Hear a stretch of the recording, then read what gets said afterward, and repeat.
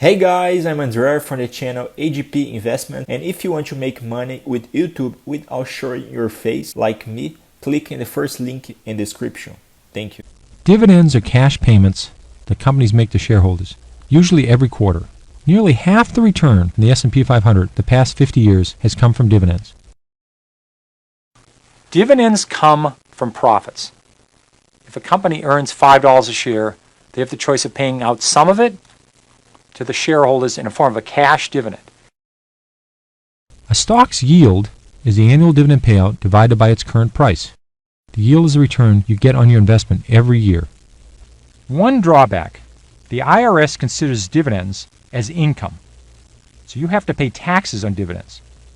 Not all companies pay a dividend. Fast growers, for example, almost never pay a dividend. They reinvest all of their earnings back into the company. Slow growers tend to pay out profits in dividends. It's their way of rewarding shareholders. Over time, those dividends can add up. Some people have bought stocks for $5 a share, and 20 years later, they're getting $10 a share of dividends per year. Dividends do make a difference.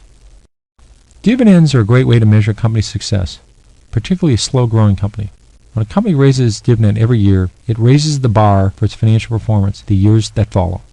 Few companies want to cut their dividends. Investors clobber the stock, figuring a dividend cut is a sign of worse things to come. So by raising a dividend 12 to 15% this year, the company is saying it expects earnings to be at least as good next year as they are now, and probably rising by at least the 12 to 15%.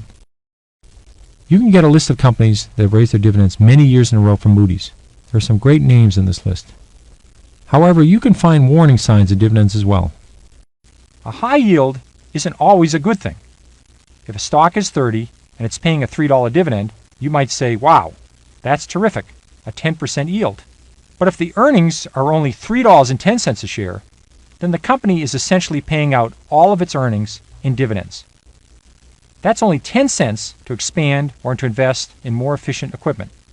If this continues for a number of quarters or years, the company will have very little room for any errors or setbacks. Eventually, the company will probably cut back or totally suspend its dividend.